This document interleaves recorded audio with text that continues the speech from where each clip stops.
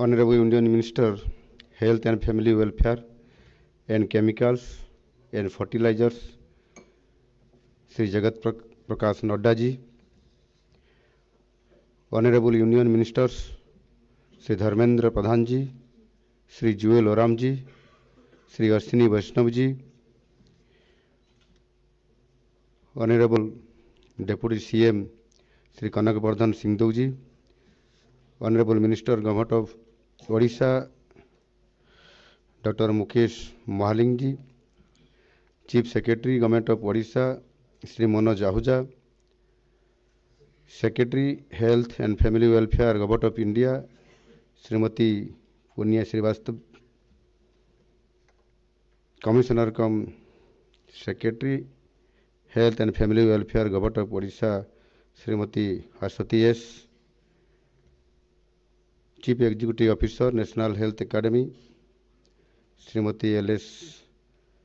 Junction, distinguished guests, ladies and gentlemen, my warm greetings to all. I am extremely delighted on this occasion for the signing of this MOU between National Health Authority and Government of Odisha.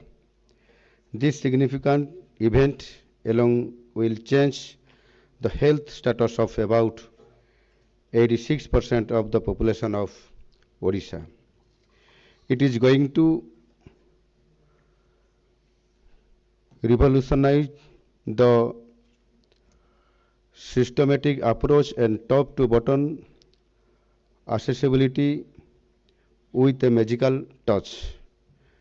It will crystallize the progressive development of Odisha in health sector by dint of an effective and people-friendly initiative.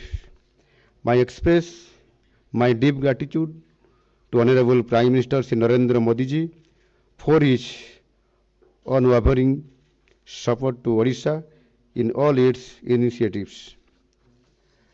Under this leadership, Odisha has set off on a new journey, and this journey will touch new heights sooner than later. I also thank Honorable Union Minister Sri J.P. Nadda ji for bringing in Pradhan Mantri Jan Arogya Yojana to Odisha. My special thanks to National Health Authority as the implementing partner. The PMJoy, the world's largest health assurance scheme, was launched in 2018 by Prime Minister Narendra Modi ji, ensuring health coverage to more than 50 crore people in the country. However, for political reasons in Odisha, the people were kept out for it as it was not implemented by then state government. In order to correct this mistake, the state government took a decision to implement PMJoy in the state as early as possible. And today, after completing all the technicalities and documentation, we are here signing this MOU on the auspicious day when Mahakumbh is also starting. I am sure this is a good beginning, and people of Odisha will reap rich benefit out of this program. Qualitative universal health care is a priority agenda government of Odisha. The state has allocated nearly rupees 21,000 crore for the year 2024-25 towards public health care. It is an increase of about 32.2% over the last financial year.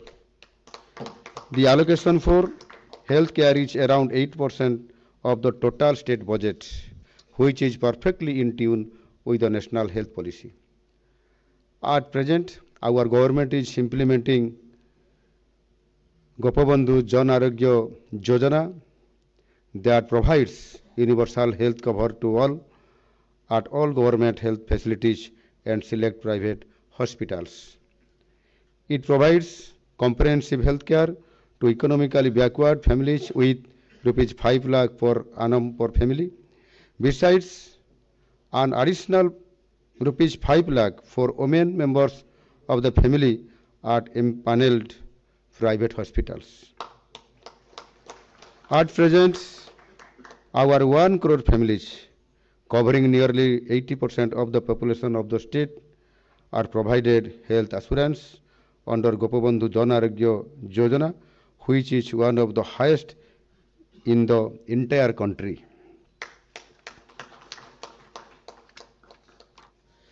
Every month, about 1.5 lakh patients receive cashless treatment amount to rupees 350 crore at empaneled private hospitals. A budgetary allocation of rupees 4,000 crore has been made for the current financial year 2024 and 25. However, there are certain limitations. At present, beneficiaries are availing cashless treatment in only 900 empaneled private hospitals. Also, the people staying outside the state are deprived of the service under the scheme. In these two inflows will be corrected through the implementation of ABPM Joy. With ABPM Joy, beneficiaries can avail cashless treatment in more than 29,000 government and private empaneled hospitals across India. I am glad that the beneficiaries will receive such a wide range of options in choosing their healthcare provider across the country. Also, the beneficiaries living in any part of India will have access to affordable, accessible and quality healthcare across the states of the country, which is now limited in only 16 states. After onboarding Odisha to PM Joy, it will also be able to receive Government of India funding under the scheme. Government of Odisha is committed to transforming the health sector through path-breaking initiatives and paving the way for Samruddha Odisha by 2036 and Vikasit Bharat by 2047. I once again thank the Honorable Prime Minister Modi ji, Union Health Minister, for onboarding Odisha to this path-breaking scheme, ensuring qualitative and affordable health care for all in the state of Odisha.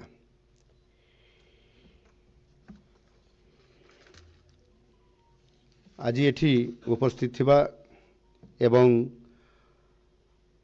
ओडिशारू मध्य जो माने एठी ये कार्यक्रम रे उपस्थित रही कि शुणुथिबे मु समान को मध्य शुभेच्छा एवं अभिनंदन जनाउछि। आज निश्चित भाव रे आम ओडिशा राज्य पई एक ऐतिहासिक दिन हबो। आज आमे बहुत दिन धरी अपेक्षा करी रहिथिले आयुष्मान भारत योजना को किबळी भाव रे ओडिशा रे लागू करा जिवो। भारत वर्ष रे सबु राज्य रे लागू हैला परे केवल 3टी राज्य रे लागू न होबा एवं सेथिपाई केंद्र तरफरु बारंबार ए उपरे अनुरोध करा जाउथला, चाप सृष्टि करा जाउथला याकु लागू करिबा पई, जेतु केंद्र सहित राज्यर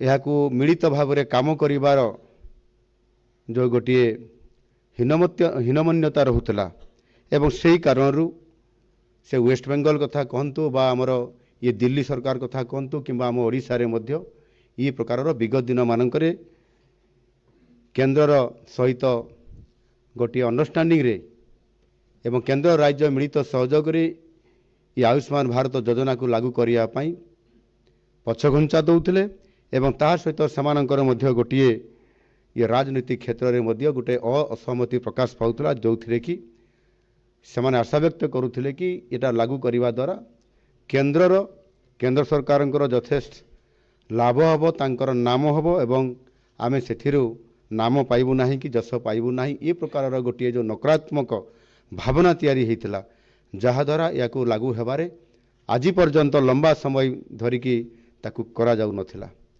एवं एठी हमर राज्य स्वास्थ्य मंत्री डॉक्टर मुकेश महालिंग जी मध्य कहूतिले जे ये बाबद रे आमे गत सरकार समय रे जेते बेले आमे विरोधी दल रे थिलु एवं मु मध्य विरोधी दल नेतृत्व जेते बेले नउथिली मुख्य सचेतक हिसाब रे आमे बारंबार याको लागू करिया पई विधानसभा रे एक कथा को बारंबार चाप सृष्टि करिथिलु तत्कालीन सरकार को याको लागू करिवा पई एवं ओडिशार जो वंचित होउतबा लोक मानकु त्वरित पर्याय रे चिकित्सा तांको पाखकु पहुंचाइबा पई किंतु ताहा कार्यकारी हेई पारि नथिला एवं सेथि पई समय सबुठारु बड़ बड़वान समय आज आमको परिवर्तन आनी देछि एवं आमे भाबुतलु जे पर्यंत आम सरकार न आसीछि से पर्यंत यह लागू हुए तो ये सरकार आउ करिवे नाही किंतु समस्त ओडिशार लोक मानकर सेही भावना भितरे आशा भितरे से माने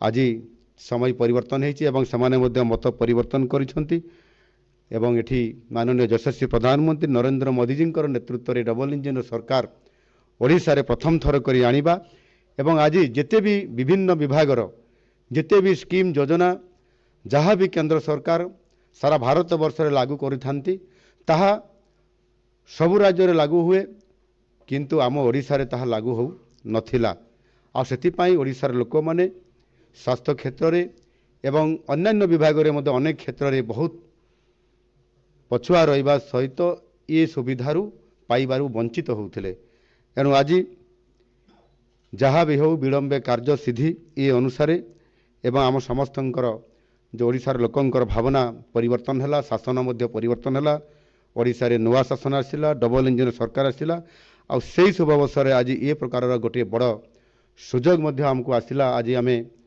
यहाकू आज एक ऐतिहासिक दिन बोली मु भाबिबी जे यह ओडिशा रे कार्यकारी हेबा पई जाउछि एवं सेथिरे आगुरु जो योजना थिला जहाँ पूर्व सरकार यहाकू ताकर निजस्व योजना एक लागू करुथिले ताकू परिवर्तन करी आज आयुष्मान भारत योजना रे से योजना को जोड़ी दिया गला एवं समस्त प्रकारर जो रोगी मानकू सहाय्य करिया पई ओडिशा बाहर मध्य सहाय्य करिवा पई जहाँ पूर्व थर 900 मात्र मेडिकल बा हॉस्पिटल सरकारी प्राइवेट हॉस्पिटल सुविधा थिला एबे 29,000 रु अधिक अर्थात 30,000 पाखापाखि ये सुविधा उपलब्धि हेबा सहित आज आमर जो माने ओडिशा बाहर अछंती जो माने ओडिशा रे थाईक बाहर चिकित्सा पई चाहिए समस्तंक पई ये व्यवस्था आ ये सुविधा उपलब्ध कराहबा निश्चित भाव में ओडिशार लोक मानकर पई 4.5 कोटी ओडिया लोकंकर पई गोटे बहुत बड़ सुजोग आसिला एवं ताहा 100% कार्यकारी करा जिवो एवं आम सरकार समस्तंकु समस्त प्रकार साहाय्य जोगे देवा पई प्रस्तुत अछंती। एठी आउ गोटे कथा हला ग्रामांचल रे मध्य आम चिकित्सा पहुंचाइबा पई एवं ठीक भाव में चिकित्सा करिया पई भित्तिभूमिर अभाव थिबा सत्ते अभाव थिबा एवं से अनुसार मध्य आमर जेभଳି भाव में चिकित्सा साधारण लोक मान को गाँ गहली रे पहुंचाइबा कथा पंचायत स्तर रे ताहा एपर्यंत आमे सक्षम हेई पारि नाहु आज जेहेतु नुआ सरकार आसिला परे किभଳି भाव में यह आमे गोटे ग्रामांचल रे मध्य आमर साधारण जो माने रोगी अछंती जो माने गरीब अछंती जो माने शहर को जाई चिकित्सा हेबारे सेमाने कौन सी प्रकार पहुँची चिकित्सा हेबारे तांकर अभिप्राय रखा जाए नहीं सेमानकु मध्य आमे ओडिशा रे प्रति पंचायत रे गोटिए आमर सब सेंटर अच्छी सब सेंटर गोटे अच्छी से सब सेंटरटा जेभଳି भाव में फंक्शन करने कथा आज दिन में पूर्णांग ताहार कार्यकारी हो पारु नहीं आउ सेइथिपाई प्रत्येक जोठी गोटे आमर हेल्थ रो सब सेंटर अच्छी ताकू एक पूर्णांगता करने स्वतंत्रता देवाई प्रति पंचायत रे ओडिशा रे जो 7,000 रु अधिक पंचायत अच्छी से पंचायत मानक जोठी सब सेंटर अच्छी आपंकर हेल्थ रो से जगार आमे तांको संपूर्ण भाव रे एथिरे एक आयुष्मान आरोग्य मंदिर करने आम सरकार नीतिगत निष्पत्ति नौछंती एवं आज यही मंचर घोषणा करुच्ची जे प्रति पंचायत रे ये जो आयुष्मान आरोग्य मंदिर प्रतिष्ठा हब प्रति जीपी रे एवं से जड़े एनएम रहिबे ता सहित आमर जड़े जोग टीचर रहिबे एवं आउ जड़े आमर गोटे हेल्थ वर्कर्स मध्य जड़े रहिबे एवं गोटे टीम हब तार भित्तिभूमि को पूर्णांग करा जिवो एवं ता पई बजेट रे मध्य समस्त व्यवस्था अलॉटमेंट करा जिवो एवं ये चिकित्सा मध्य ग्रामांचल परवर्ती पर्याय रे आमे राज्य स्तरीय पर्यंत एहाकु स्वतंत्रता देकरी पूर्णांग करिवो ये प्रकारर आजिर ये दिन में निश्चित भाव में मु कहवाई चाहे या कार्यकारी आगामी दिन में ओडिशा रे करी एक वैप्लविक परिवर्तन आसिबो स्वास्थ्य क्षेत्र में हेल्थ क्षेत्र में एवं या संपूर्ण भाव में करा जिवो। Let's hope that we all can be the signatories of change and progress in health sector. We must treat health as the token of wealth with a dynamic change. Thank you all. वंदे उत्कल जननी भारत माता की जय. Thank you.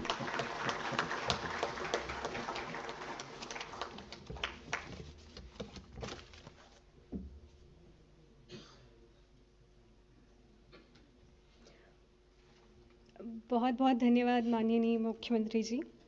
अब मैं माननीय केंद्रीय स्वास्थ्य एवं परिवार कल्याण और रसायन एवं उर्वरक मंत्री भारत सरकार श्री जगत प्रकाश नड्डा जी को आग्रह करती हूं कि आप अपने उद्बोधन से हमें मार्गदर्शित करें।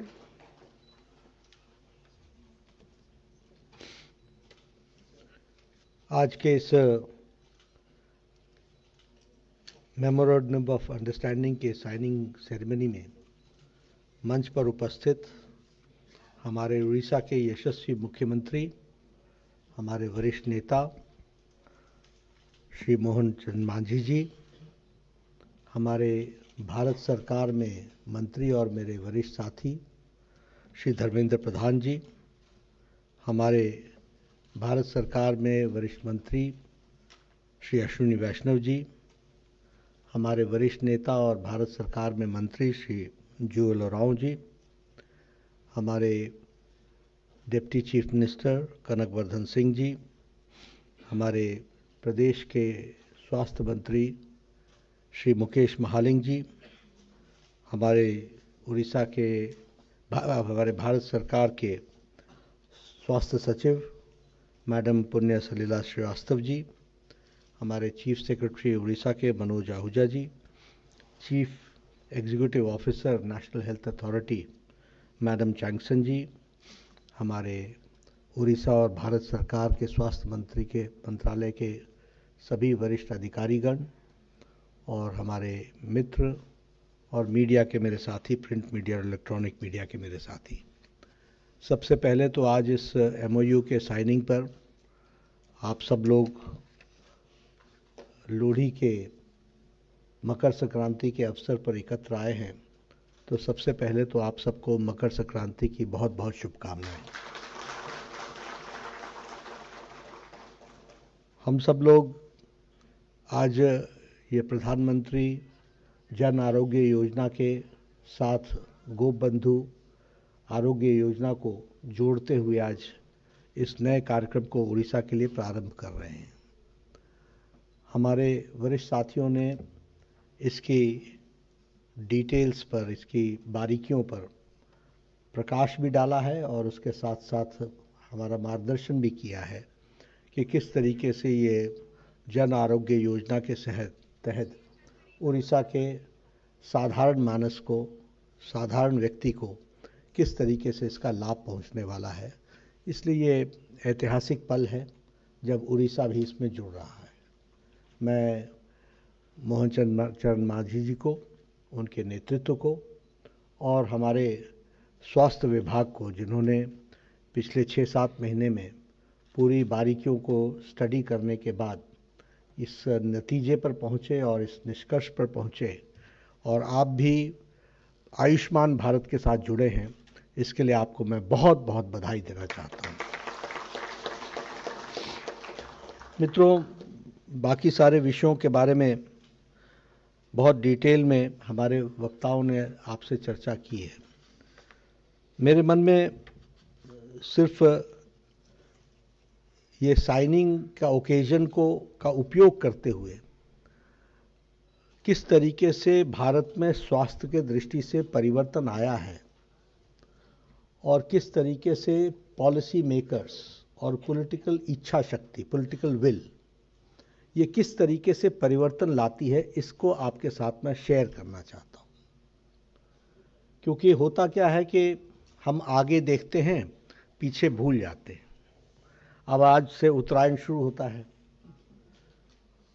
लंबी रातें समाप्त होंगी, उजाला भी आएगा, ऊष्मा भी मिलेगी, ताकत भी मिलेगी। लेकिन ये ऊष्मा को अगर याद रखना है तो वो ठंडी रातों को ध्यान में रखना पड़ेगा, तब उस ऊष्मा का मजा आता है। इसलिए dark days has to be remembered if you want to rejoice the brighter days, then only you can rejoice. अब मैं आपसे शेयर कर रहा हूं सिर्फ 2015 में 2015 में मुझे बतौर स्वास्थ्य मंत्री जेनेवा में वर्ल्ड हेल्थ असेंबली की अध्यक्षता करने के लिए जाने का सौभाग्य मिला।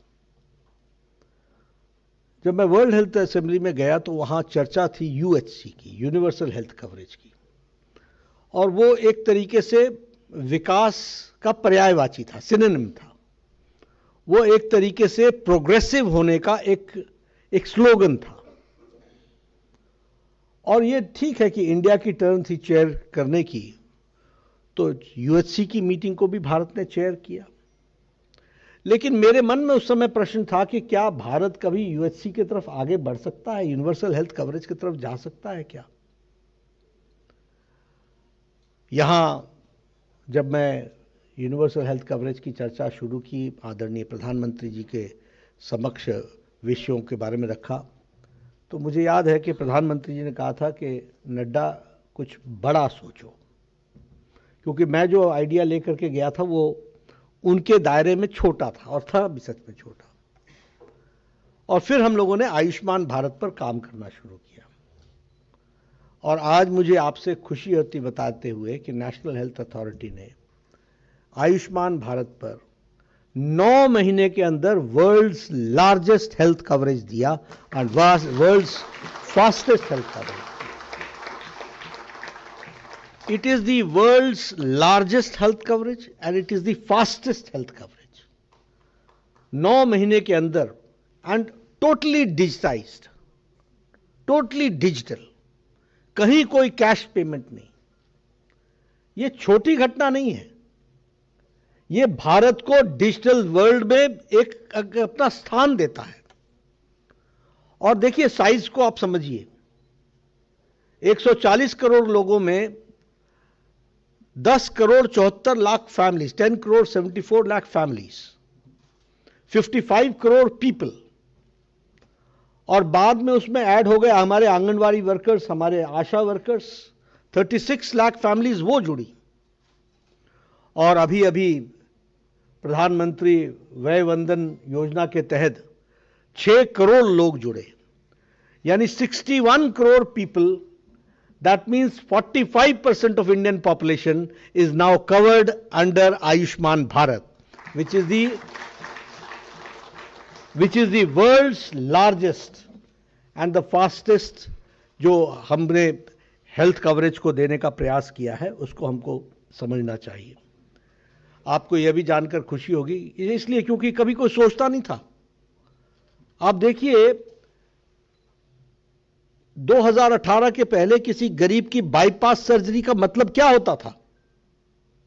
मतलब यह होता था कि बूढ़े को रहने दो, बुजुर्ग को रहने दो, बच्चे की पढ़ाई समाप्त हो जाएगी, बच्चे की तरफ देखो।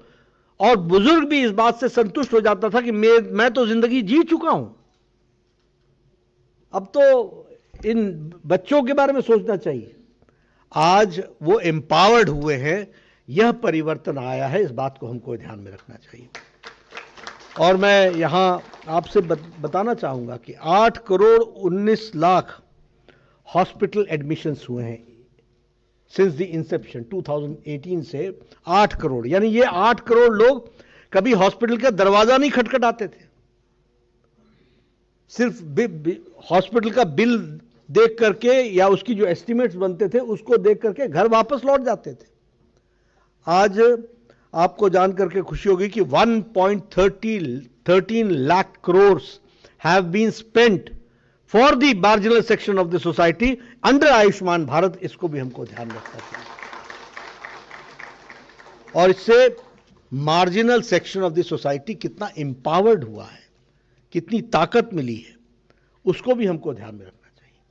मैं यहां आपसे ये भी शेयर करना चाहता हूं, अभी ये जो world's recognized and acclaimed health journal है लैंसेट, उसके जो साउथ ईस्ट एशिया की स्टडी है उसमें बताते हैं कि कैंसर के पेशेंट्स में एक्सेस जो अनरोल्ड हैं उसमें 33% का इंक्रीज हुआ है और जो हमारे ऑर्गेनाइज सेक्टर है यानी जो आयुष्मान भारत है उसमें अर्ली डिटेक्शन 90% हुआ है। इसको हमको ध्यान में रखना चाहिए।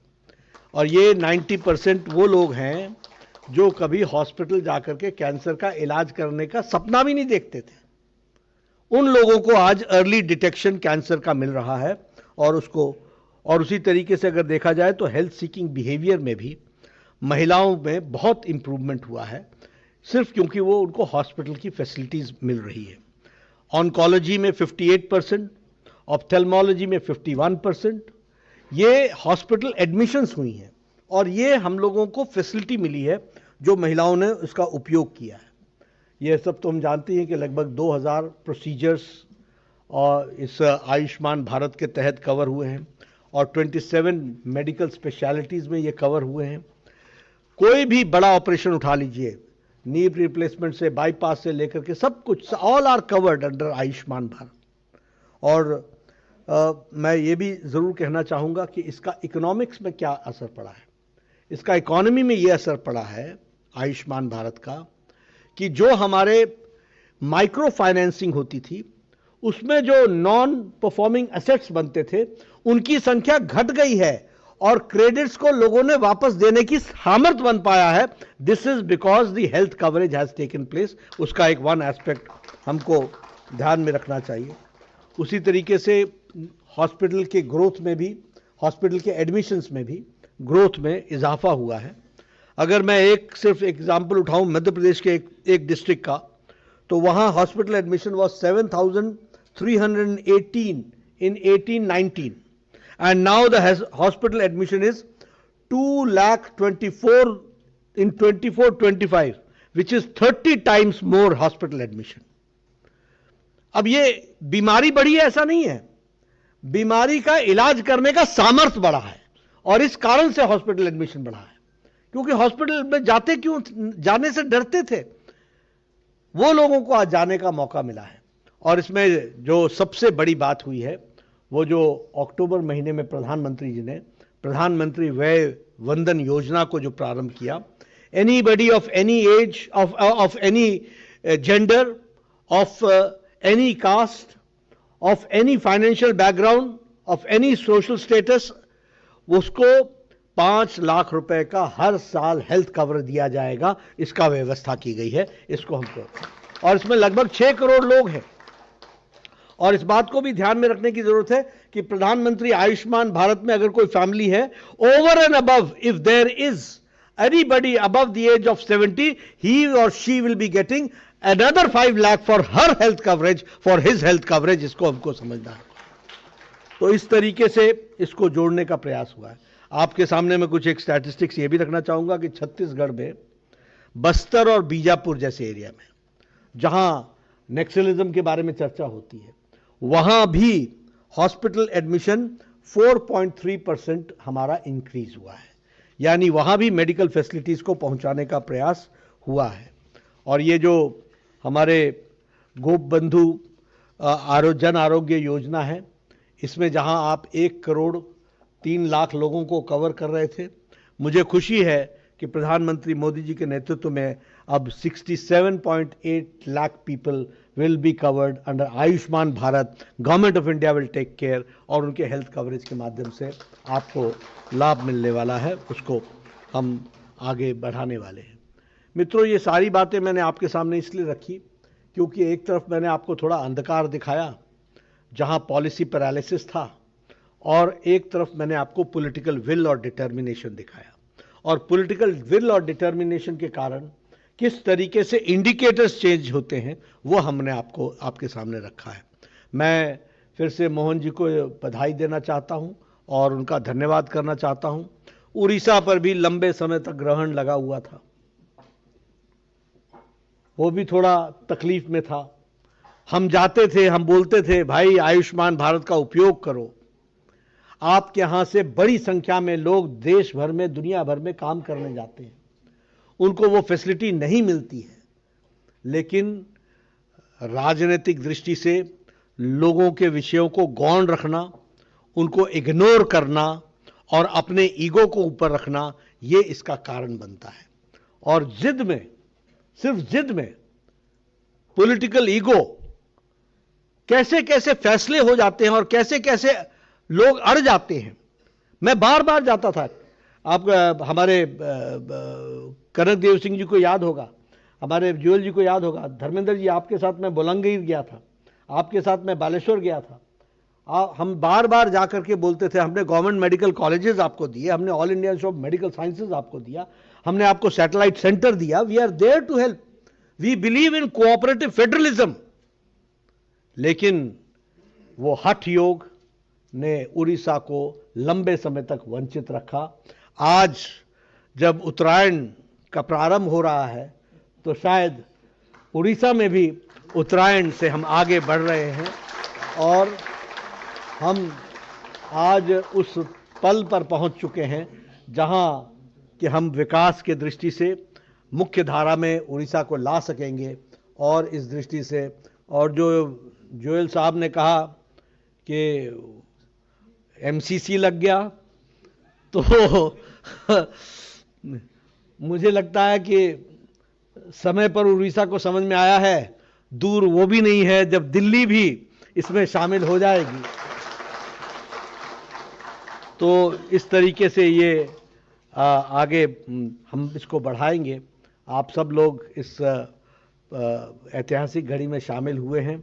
कैसे छोटी घटना और कैसे राजनीतिक विषयों पर नीतिगत फैसलों में किस तरीके से जब कोई चीज़ अड़ जाती है तो कितने दूरगामी प्रभाव वो छोड़ती है, उसका ये जीता जागता उदाहरण है। और आज अगर सही फैसला उड़ीसा के लोगों ने लिया तो सही फैसला आगे मांझी जी ने भी लिया, और मांझी जी के माध्यम से 4.5 करोड़ की हमारे उड़ीसा की जनता को आज इसका लाभ मिलने वाला है। इसके लिए मैं पुनः आपको बधाई देना चाहता हूं और आप सबसे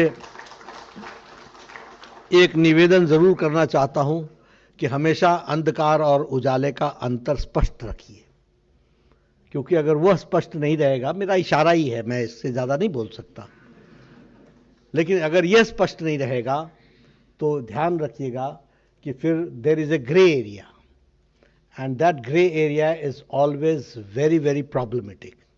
So we should be very clear, crystal clear between day and night, between light and darkness, and between development and status quo. I feel that you will certainly go forward in that direction, and this is a historical day. मैं फिर से सबको बधाई देना चाहता हूँ। बहुत बहुत धन्यवाद।